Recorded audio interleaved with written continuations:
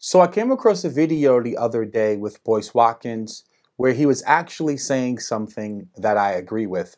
And I'm going to sound like somewhat of a hypocrite, but for those of you who follow me, you know I call a spade, and if I see something, I say exactly what I feel. Now, I still believe that 90% of the rhetoric and the things that Boyce Watkins preaches and teaches is extremely dangerous and problematic for the black community. And this is not an endorsement of Boyce Watkins. I'm simply just saying he said something that I agree with. And he was talking about middle-class black families over-consuming, what is basically known as conspicuous consumption, where you are consuming luxury goods and services because it gives you somewhat of a status, where you could have been taking that same money and actually allocating some of that money to building some type of wealth for you and your family. Now understand, I want to put things in the proper context before I get to the meat of this video. I'm not talking about poor people here. I'm not talking about people who are in the lower percentile, people who are getting, SSI, public assistance, living in public housing, living in extreme poverty. We're talking about middle-class black people, meaning that you have the means to consume luxury goods. I want to be very clear here. And I also want to state that nothing that I'm saying in this video should be taken as financial advice, should be taken as I'm telling you you're going to become a millionaire if you do this, or that you're going to, overcome racism and white supremacy, that you're going to close the racial wealth gap. Simply sharing some information with you that you may not be aware of or giving you a different perspective. So let's get to it. Right here in my hands, I'm holding two pairs of LeBrons. These two sneakers combined, they're two different shoes, cost me over $625. This is what is known as conspicuous consumption. Yes, I need sneakers. I don't need $600 pairs of sneakers. I could have instead brought one pair of sneakers, because I only have 2 feet, for $100, and then took the other $500 and went out and brought some assets. This right here is a 1/10 of an ounce American Eagle gold coin.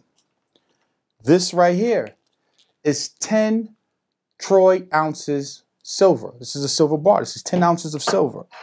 This right here is a 1 ounce silver American Eagle coin. Why am I sharing this with you? Because you have an option now.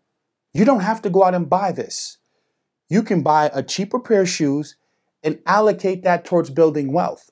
See, if you're living in America and you're a middle-class family worth less than $5,000 minus your car, or however you want to play with the data, that means that you're doing something wrong in your life financially. Again, this is not talking about poor people. We're talking about people with the means to consume. Right here, I own cryptocurrency. I'm not hooked to a boomer. I'm not talking to you about being a striver. No, I'm a doer. See, anything I say to you, I can back it up with facts. For the past 7 to 8 years, if you were allocating your capital towards real estate, you're making money. If you was allocating capital into the stock market, you're making money. If you allocated capital into cryptocurrency, you're making money. If you put your money into precious metals, you would be making money. This gold coin, I've been buying these coins now for well over 9 years. When I first started buying these gold coins, coin was worth $125. That gold coin now, that American Eagle coin, sells for well over $205. This silver American Eagle coin, I was purchasing these for well over 9 years, maybe even a decade. I don't even know when I first started purchasing them. When I first started getting these coins, they were trading for around $10.50, $11, depending on which website or which service, or if you were buying them locally. Well, this same silver coin now is trading for $26. One coin. Now, over time, you build wealth. You don't become rich overnight. This is not prosperity preaching. This is not me telling you that, you're going to get this coin and one coin is going to make you rich. No, what I'm saying to you is that these same white families that you keep referencing in your data, yes, they may inherit wealth. Yes, they may have been giving wealth or giving more opportunity than you, but you still have to maintain wealth. You can't just squander wealth through conspicuous consumption. Right? If your parents leave you something, you still have to build it. See, again, like I said before, I'm not hooked to a boomer. Mother, Section 8, welfare. Dad, in and out. Some months he want to work, some months he don't want to work. So I was born into poverty. But I told myself, I'm not going to stay there. And I'll be damned if I'm going to bring children into this world and not try to pass them something down. Not only are they going to have knowledge of self, but they're going to have knowledge of wealth. So now these gold coins and these silver coins and these silver bars and gold bars that I have, because goddamn it, believe me when I tell you I have a lot of them, I'm going to be able to give that to my children. My stock portfolio, I'm going to be able to give that to my children. All of this cryptocurrency that I have on here, Dash, Monero, Bitcoin, Bitcoin Cash and the different forks of Bitcoin, Waves, Nulls, Cardano, I'm going to be able to pass that down to my children. Hell, I may never become this multi-millionaire, billionaire that I want to. That doesn't mean that I can't build something for myself. And if you're one of those people who believe, well, if Byron Allen said I can't do it, then I can't do it. Well, that's you. I'm going to live and die on my shield at all times because what Byron Allen eats doesn't feed me and mine. And I've always had that mentality. Now, I'm not telling you not to advocate politically. I'm not telling you that you shouldn't be engaged politically. But look what's happening politically. Kamala Harris, and Cory Booker, two black candidates, black, came on a Breakfast Club and told you they're not doing nothing for black people, specifically. They're doing something for all people. Well, guess what? They're no longer on the campaign. They're no longer in the race. They dropped out. Last night, we just had a Democrat debate. Your two leading socialist candidates who admit that they're socialists are telling you, we want Medicare for all. We want free tuition for all. Not all Americans, but for all. That includes illegal aliens. Now, let me tell you why these politicians aren't focused on a black agenda or focusing on you. Because when you look at census data, we make up 12% of the population. Hispanics make up around 13% of the population. And now they want to bring in all these illegal immigrants so that the illegals can get free health care, illegals can vote, and illegals can get free tuition. Because in some states, they can get that and get a driver's license. So now what does that mean? What does that mean for you, black people? What it means is they don't need your vote. They don't have to take you serious. So while you're busy voting down ballot, holding these politicians accountable, they're looking at you like, we don't even need your vote. We don't have to listen to you.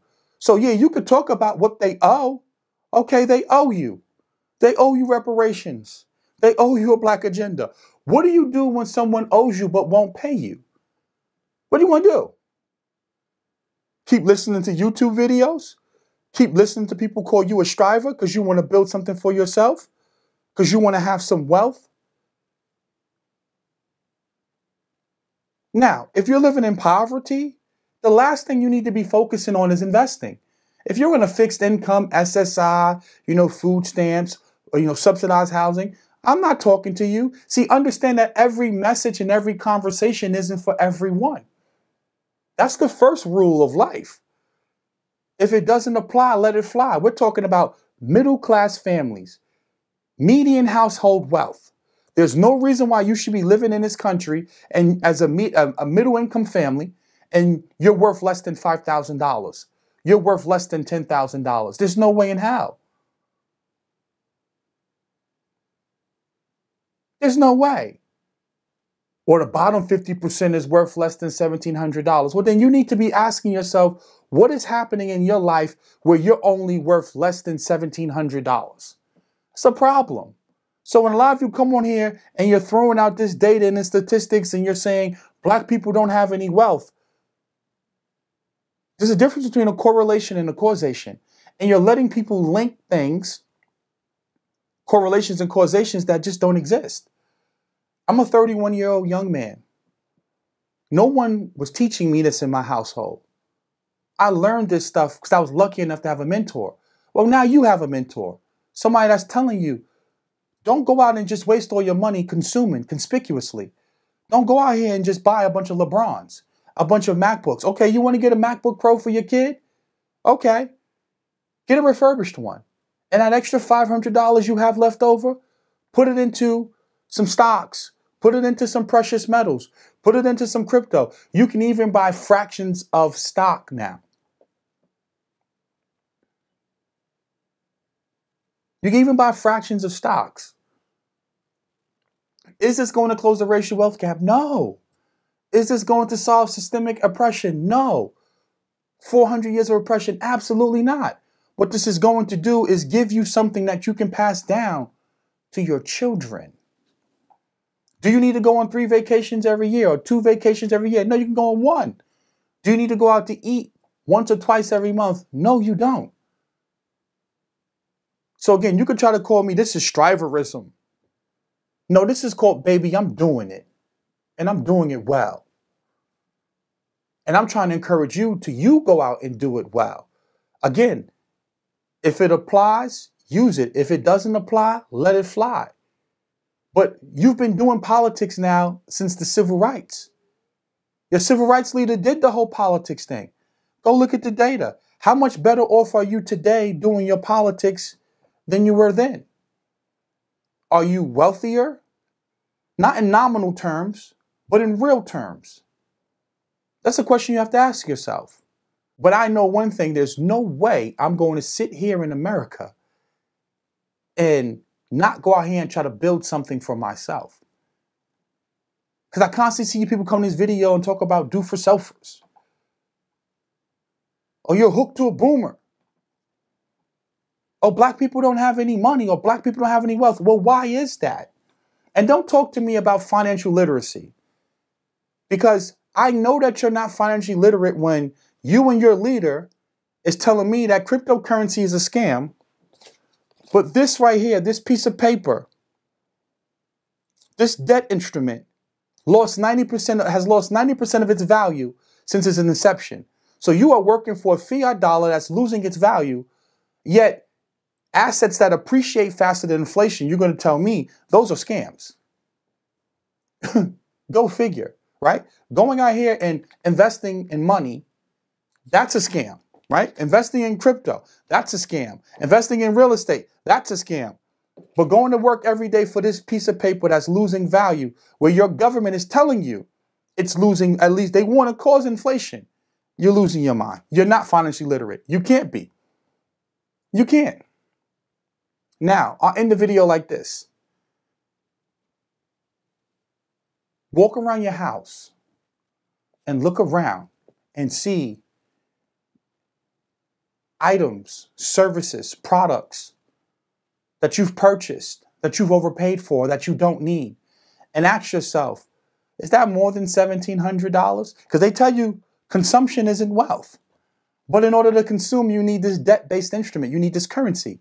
So why can't I use a little bit of this currency instead of getting 2 pairs of LeBrons, get 1 or get a cheaper shoe and use the rest to buy assets?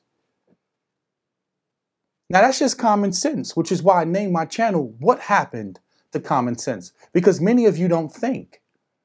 And don't come on here and try to conflate the conversation. We're not talking about being locked out. We're talking about things you can do. There's nothing stopping you from going on a website like APMEX, American Precious Metal Exchange, and buying gold and silver. There's nothing stopping you from doing that. There's nothing stopping you from going on the website and locally finding people that are selling precious metals and buying it. There's nothing stopping you. There's no white supremacy and no white man stopping you from opening up a Robinhood account and purchasing precious metals. There isn't. Sorry. At a certain point, you have to start asking yourself, what are you doing to contribute to change, being a change in your life? Or you're going to sit around all day long, and watch YouTube videos and listen to people rant and rave and pull up people's tax records and pull up people's, talk about people's daughters and their children and their sexuality and this intersectional, lesbian, gay, transgender organization, or you're going to say, before I put a damn dollar in your pocket, I'll put a dollar in my pocket. Before I give you some money, I'm going to give me some money. Before I donate in your super chat, I'm going to donate and get me some precious metals. I'm going to donate and get me some stocks, some bonds, some real estate. This is how intelligent people think. Now, I don't condone Boyce. I'm not saying that you need to go out and buy the Black Business School, the Black Boot Camp, the Black Wealth Boot Camp, buy his flashcards. Absolutely not. As I said before, I think Boyce Watkins is extremely toxic. I think Boyce Watkins is extremely problematic and his rhetoric is dangerous. But that doesn't mean that a blind squirrel can't find an acorn every now and then. That doesn't mean that everything that he says I have to be against because I'm against certain aspects of things that he teaches and preaches. But remember, the choice is yours. Go and study conspicuous consumption. Do you need 2 pairs of these or do you need 1? Do you need a $40,000, $50,000 Lexus or are you good with a RAV4? Do you need that brand new flat screen or could you get the open box one? Do you need a brand new MacBook Pro or can you get the refurbished one? And use the money that you're saving by being thrifty and acquire assets so that you're not worth less than $1,700. You're not worth less than $5,000 or $10,000. The choice is always yours. Consumption or wealth. You decide.